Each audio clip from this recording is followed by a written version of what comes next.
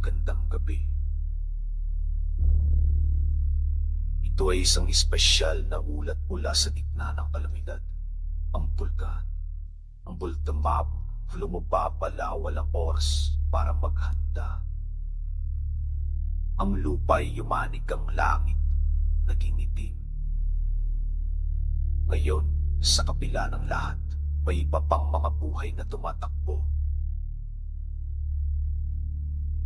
Nakita namin sila, mga hayop daan-daan libuli.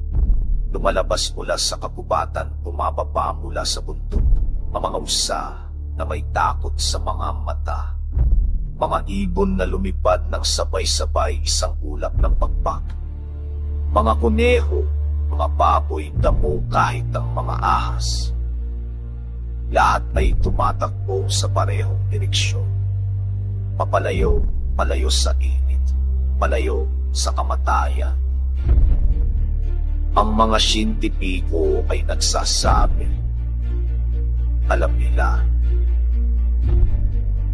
ang mga hayop ay nakakadama ng panganib bago pa tayo. Ang kanilang mga instinct mas matalas, mas tapat kaysa sa anumang teknolohiya.